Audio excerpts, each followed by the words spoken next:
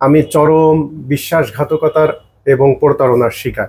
যে সে 9 বিঘা জমি দাতার কাছ থেকে নিছে 50 শতকে বিঘা, কিন্তু সে গোপনে আমাকে 33 শতকে বিঘা আমার নামে রেজিস্ট্রি করে নিয়েছে। মানুষ মনে করতেছে সে তো খুব সম্মানীয়, আসলে তো সে একটা মুখোশধারী মানুষরূপী একটা জানোয়ার বলা চলে।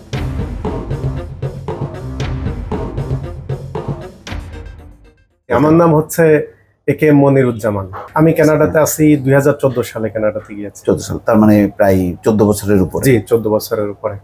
আপনি বলছিলেন যে আপনি কানাডায় খুব একটা ভালো জব করেন, আপনার কষ্টার্জিত অর্থ, সেই অর্থ দিয়ে আপনি দেশে কিছু বিনিয়োগ করেছিলেন, কিছু জমি জমা কিনেছিলেন, তারপরে খুব আপনার ঘনিষ্ঠ আপন বন্ধুর দ্বারাই প্রতারিত হয়েছেন। জি, কিভাবে এই কাহিনীটা একটু আমাদেরকে জানান। জি, আসলে ব্যাপারটা খুবই দুঃখজনক, তার কারণ আমি চরম বিশ্বাসঘাতকতার এবং প্রতারণার শিকার। তা সেটা আসলে আমরা যেহেতু বিদেশে থাকি প্রথমে বুঝতে পারিনি, আর আমরা যারা বিদেশে থাকি তাহলে দেশে কাউকে না কাউকে আমাদেরকে বিশ্বাস করতেই হয়। তা আমি বাংলাদেশে ব্যাংকে চাকরি করাকালীন সময় আমার ব্যাংকের ক্লায়েন্ট হিসেবে খুলনার শেখ আবেদ আলী, একজন জমি ব্যবসায়ী, তার সাথে আমার ঘনিষ্ঠ সম্পর্ক হয় এবং সে আমাকে রিকোয়েস্ট করে যে আপনি আমার প্রজেক্টের পিছনে জমি কেনেন। তা সে আমাকে প্রথমে একটা লুক্রেটিভ জমি কেনার জন্য প্রস্তাব দেয় এবং ওই জমিটা খুবই একটা প্রসপেক্টিভ জমি ছিল। তা ওইটা জমিটা কেনার জন্য আমি আমার ডিপিএস গুলো ক্যাশ করে ফেলি, তারপর আমার কিছু স্টক ছিল সেগুলো ক্যাশ করে ফেলি। ঠিক যখন আমার ডিপিএস ভাঙ্গানো হয়ে গেছে, এফডিআর ভাঙ্গানো হয়ে গেছে, শেয়ার বিক্রি করা হয়ে গেছে, তখনই উনি আমাকে এসে বলে যে না, ওই জমিটা তো আপনাকে কিনে দেওয়া সম্ভব হচ্ছে না, আমার প্রজেক্টের পিছনে কিছু বিলান জমি আছে, ওইগুলো আপনি কেনেন। মানে আমাকে একটা ট্র্যাপ করে ফেলছে। হ্যাঁ, যে আমার এখন ক্যাশ করা হয়ে গেছে সব অ্যাসেটগুলো, ফিক্সড অ্যাসেটগুলো। তখন আমি ঠিক বিদেশে যাওয়ার জন্য ব্যস্ততার কারণে ভাবলাম যে ওই টাকাগুলো আমি কোথায় ইনভেস্ট করব। তখন সে আমাকে বলল যে আপনার প্রজেক্টের পিছনে কিছু বিলান জমি আপনাকে কিনে দেয় এবং আমি দেখাশুনো করে রাখবো, আপনার কোনো চিন্তা করা লাগবে না, জমিগুলো কিনে রেখে যান। তখন সে বলল যে তার সাথে আমার একটা কথা হলো যে সে আমাকে 9 বিঘা জমি কিনে দিচ্ছে একজন খুলনা শহরের ভদ্র সম্ভ্রান্ত পরিবার থেকে, এবং তারা খুবই ভালো মানুষ, ভদ্র মানুষ। তা তাদের কাছ থেকে আমাকে 9 বিঘা জমি কিনে দেওয়ার জন্য প্রস্তাব দিল। আমি 9 বিঘা জমিরই দাম দিয়ে দিলাম। কিন্তু সে এখানে আমার সাথে আরেকটা বাটপারি করলো যে সে 9 বিঘা জমি দাতার কাছ থেকে নিছে 50 শতকে বিঘা, কিন্তু সে গোপনে আমাকে 33 শতকে বিঘা আমার নামে রেজিস্ট্রি করে নিয়েছে। আর বাকি যে এক্সট্রা 17 শতক জমি সে এইটা মানে গোপনে চুরি করে তার ভাগ্নের নামে, ইনামুল হকের নামে জমিটা রেজিস্ট্রি করে নিছে। মানে আমার টাকা দিয়ে জমি কিনলো, কিন্তু আমাকে কম দিল, দিয়ে ওই এক্সট্রা জমিটুকু তার ভাগ্নের নামে কিনে নিল। তার ভাগ্নের নামে জমি কিনলো 1 একর 25 শতক জমি।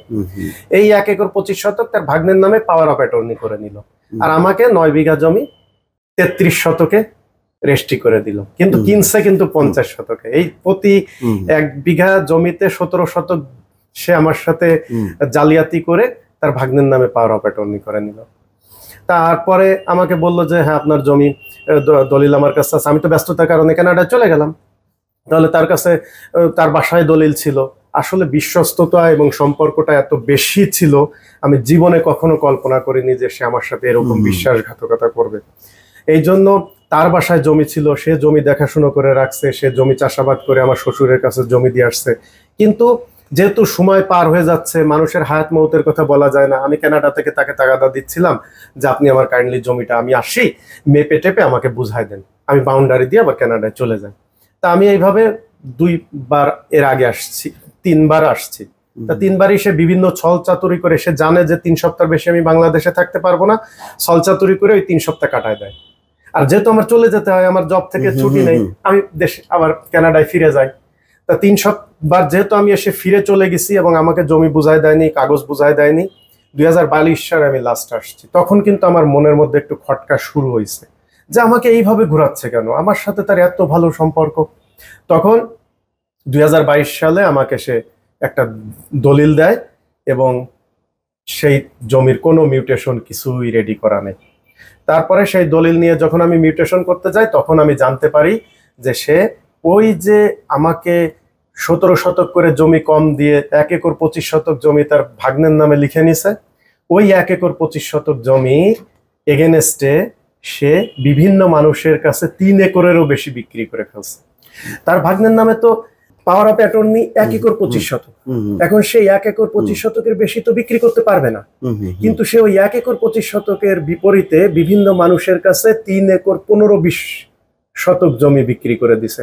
তা এই যে এক্সট্রা 2 একর জমি সে বিক্রি করলো, তাদের তো জমি দিতে পারবে না। তখন সে এই এক্সট্রা জমি যাদের কাছে বিক্রি করছে তাদেরকে আমার জমির উপরে বসায় রাখছে। আচ্ছা, আমার জমির উপরে বসায় রেখে আমার জমিটা বেদখল করায় দিছে এবং মনে করছে যে মনিরুজ্জামান তো কানাডা থেকে এসে কখনোই এই কোর্ট কাচারি করে জমি উদ্ধার করতে পারবে না। এখন আমি যখন মিউটেশন করতে গেছি, আমার আমিন দিয়ে ওইখানে জমি মেপে বুঝে নিতে গেছি, তখন তারা এসে বলতেছে আমরা তো আবেদ আলীর কাছ থেকে জমি কিনছি, কিনে আবেদ আলী আমাদেরকে এখানে বসায় দিছে। তো এখন সে আসলে আমার সরলতার সুযোগ নিয়ে, আমার বিশ্বস্ততার সুযোগ নিয়ে, আমার সম্পর্কের একটা সুযোগ নিয়ে সে আমার সাথে এরকম জালিয়াতি করে এখন আমি আমার জমি আর বুঝে পাচ্ছি না। আমাকে এখন কোর্টে যেতে হবে, মামলা করতে হবে, জমি উদ্ধার করতে হবে। আর সে এখন বিভিন্ন মানুষের কাছে বলে বেড়াচ্ছে যে ঠিক আছে মনিরুজ্জামান কিভাবে জমি পায় আমি দেখে নেব। অথচ আপনি বলছিলেন যে তার ফ্যামিলিকে আপনি কিভাবে এ করছেন তার ছেলেকে। ও হ্যাঁ, এটাও একটা কথা। আপনার মানে মনে করেন যে একটা মানুষের সাথে সম্পর্ক কত ভালো হলে সে আমাকে অনেকবার রিকোয়েস্ট করছে যে স্যার আমার ছেলেটা তো দেশে কিছুই করতে পারেনি, ও খায় দায় ঘুরে বেড়ায়, ওকে একটু কানাডায় নিয়ে যাওয়ার ব্যবস্থা করেন। তার ছেলেকে, তার নাতিকে এবং পুত্রবধূকে কানাডায় নিয়ে যাওয়ার জন্য আমি 100% সার্বিক সহযোগিতা করছি এবং তার ছেলে কানাডায় যে প্রথমে আমার বাসায় থাকছে, স্পন্সর করে, হ্যাঁ আমার বাসায় থাকছে। ইভেন শেখ আবেদ আলী নিজে কানাডায় যে আমার বাসায় থেকে এসছে। তারপরে আপনি জানেন যে সে ট্যুরিস্ট হিসেবে গেছে, সে তো আর কানাডায় পার্মানেন্ট থাকতে পারবে না। তার কানাডায় তার ছেলেকে, পুত্রবধূকে এবং নাতিকে আমি কানাডায় নিয়ে যে বিভিন্ন লয়ারের সাথে কানেকশন করায় দিয়ে লিগাল কাগজপত্র পাওয়ার জন্য যত হেল্প করা লাগে সব করছি এবং তারা কেসে উইনও করছে। এবং মনে করেন সেই কেস চলাকালীন সময় তার ছেলে তো ওই দেশে অবৈধ ছিল, সে তো ব্যাংক অ্যাকাউন্ট করতে পারবে না, ক্রেডিট কার্ড ইউজ করতে পারবে না। তার ছেলে আমার ক্রেডিট কার্ড ইউজ করছে বহুদিন যাবত। তো একটা মানুষের বাসা ভাড়াও, হ্যাঁ বাসা ভাড়া, মনে করেন একটা অবৈধ মানুষের কাছে তো কেউ বাসা ভাড়া দেবে না। আমার নামে আমি বাসা ভাড়া করছি, ওনার ছেলে থাকছে সেই বাসায় বছরেরও বেশি সময়। তো একটা মানুষের সাথে কত ভালো সম্পর্ক হলে এই জিনিসগুলো একটা মানুষ করে। তা আমি তো মানে জীবনেও চিন্তা করিনি যে সে আমার সাথে এরকম বিশ্বাসঘাতকতা করবে, বেইমানি করবে। তো আপনি এই প্রতিকার পাওয়ার জন্য আপনি কোথায় কোথায় আপনি আবেদন করছেন? আমি প্রতিকার পাওয়ার জন্য প্রথমে আসছি, এসে আমি খুলনা ডিসি অফিসের ডিসি স্যারের কাছে যে একটা অভিযোগ দিয়ে আসছি, পুলিশ কমিশনার স্যারের কাছে যে একটা অভিযোগ দিয়ে আসছি এবং স্যারকে রিকোয়েস্ট করছি স্যার আপনি সুষ্ঠু তদন্ত করে, আমি একজন প্রবাসী, আমি বিশ্বাসঘাতকতার শিকার এবং এই ভূমিদস্যু আমার সাথে জমির প্রতারণা এবং জালিয়াতি করছে, আপনি সুষ্ঠু তদন্ত করে আমাকে একটা প্রতিকার করার ব্যবস্থা করেন। পুলিশ কমিশনার স্যার বলছে হ্যাঁ আমরা জানি তার সম্পর্কে, কিন্তু আপনি যেরকম এসে অভিযোগ দিচ্ছেন এরকম সাধারণত কেউ দেয় না, আমরা তদন্ত করার ব্যবস্থা করছি। আর এইখানে আরো একটু ফাঁক ফোকর আছে, সে কিন্তু এই প্রশাসনকেও ইউজ করে এই ভূমিদস্যুতা করে। যেমন ধরেন তার জমির উপরে একটা বিল্ডিং আছে, ওই বিল্ডিংটা পুলিশ প্রশাসন ভাড়া নিয়ে থানা দিছে, কিন্তু সে সবাইকে বলে বেড়ায় যে আমি পুলিশ প্রশাসনকে জমি দান করছি এবং এই দান করা জমির উপরেই থানা গড়ে উঠছে। তখন মানুষ, সাধারণ মানুষ মনে করে কি যে ওরে বাবা ও তো পুলিশকে জমি দান করছে, ওর জমির উপরে পুলিশের থানা, কেউ ওর বিরুদ্ধে অভিযোগ দিতে সাহস পায় না।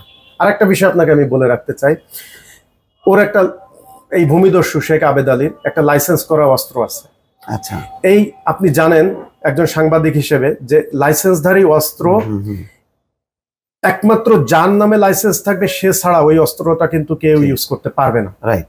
কিন্তু তার এই লাইসেন্স করা অস্ত্রটা, তার একটা বডিগার্ড আছে, আচ্ছা, বিল্লাল নাম, যে খুলনা শহরে বিল্লাল ওরফে পকেটমার বিল্লাল নামে পরিচিত। এই বডিগার্ড তার লাইসেন্সধারী অস্ত্র সবসময় ইউজ করে এবং যেটা আইনের দৃষ্টিতে একটা ক্রাইম। এটা আইনের দৃষ্টিতে একটা ক্রাইম। আমি জানি না যে এটা কিভাবে এখনো পুলিশ প্রশাসনের নজরে যায়নি, এটা কিভাবে এখনো সাংবাদিকরা জানতে পারেনি, যে এই বিষয়টা নিয়ে এখনো কেন রিপোর্ট হয়নি। যে তার নামে লাইসেন্স করা অস্ত্র কেন তার বডিগার্ড সবসময় ইউজ করবে? এবং আপনি চিন্তা করে দেখেন যে তার নামে লাইসেন্স করা অস্ত্র তার বডিগার্ড নিয়ে যদি তার সাথে সাথে সবসময় ঘুরে বেড়ায়, তখন তার আশেপাশে যাদের সাথে সে জমির প্রতারণা জালিয়াতি করে তাদের মনের মধ্যে তো একটা ভীতি সঞ্চার কাজ করে, ওরে বাবা ও লাইসেন্সধারী বডিগার্ড, অস্ত্রধারী বডিগার্ড নিয়ে ঘোরে, ওর বিরুদ্ধে কেউ অভিযোগ দিতে যাবে বলেন? আর প্রশাসনের কিছু দুষ্টু লোক আছে, তাদেরকেও ডেকে নিয়ে একটু ভালো দাওয়াত খাওয়ায়, একটা গিফট দেয়, তাদের সাথে একটা সেলফি তুলে ওইটি ফেসবুকে দিয়ে দেয়। মানুষ দেখে ওরে বাবা এর তো প্রশাসনের অমুকের সাথে ভালো লিয়াজ আছে, সম্পর্ক আছে, বড় বড় হাই অফিসিয়ালদের সাথে ছবি তুলেই তার সেলফি দিতে দেরি নেই। এখন এইগুলো ফেসবুকে মানুষ দেখে মনে করে ওরে বাবা ওর বিরুদ্ধে তো অভিযোগ দেওয়া যাবে। বুঝতে পারছি, ওই সেই আবেদ আলীর মতনই আর কি। হ্যাঁ, সেই আবেদ আলীর মতো। তারপরে মনে করেন দেখা যাচ্ছে আমি সেদিন ফেসবুকে একটা ওনার ছবি দেখলাম, বেশ কিছু সাংবাদিকরা ডেকে নিয়ে সংবর্ধনা দিচ্ছে। এখন মানুষ মনে করে ওরে বাবা সাংবাদিকদের সাথে তো তার বেশ ভালো সম্পর্ক, তার বিরুদ্ধে তো কোনো অভিযোগ করা যাবে না। তা এই যে সে বিভিন্ন জায়গায় ডোনেশন দিয়ে বিভিন্ন প্রোগ্রামে প্রধান অতিথি হচ্ছে, বিশেষ অতিথি হচ্ছে, মানুষ মনে করতেছে সে তো খুব সম্মানীয়। আসলে তো সে একটা মুখোশধারী, একটা মানে মানুষ রূপী একটা জানোয়ার বলা চলে। নাইলে এইরকম আমি আপনাকে যেটুকু বললাম না, এটা তো আমার সাথে যে বিশ্বাসঘাতকতা, প্রতারণা, মানুষের মধ্যে সামান্য মনুষ্যত্ব, বিবেক যদি থাকে, আমি তো তার উপকার করছি, সে তো বলতে পারবে না আমি কখনো তার অপকার করছি। বাংলা সাহিত্যে একটা শব্দ আছে কৃতজ্ঞ, এটার আপনি ইংলিশে কোনো ওয়ার্ড খুঁজে পাবেন না, এটা কিন্তু বাঙালিদের জন্য প্রযোজ্য। তা আমি তার উপকার করছি, সে আমার অপকার করছে, তার জন্য এই শব্দটা প্রযোজ্য, কৃতজ্ঞ। না, ধন্যবাদ আপনার। এখন আমার কিছুই চাওয়া নেই, আমি চাই যে আমি একজন কানাডিয়ান প্রবাসী, আমি একজন রেমিটেন্স যোদ্ধা, বাংলাদেশের অর্থনৈতিক উন্নয়নে একমাত্র মাননীয় প্রধানমন্ত্রীর এই অর্থনৈতিক উন্নয়নের যে একটা আমাদের চ্যালেঞ্জ সামনে আসতেছে, এই চ্যালেঞ্জটা ওভারকাম করার জন্য রেমিটেন্স একটা বড় ভূমিকা রাখতে পারে।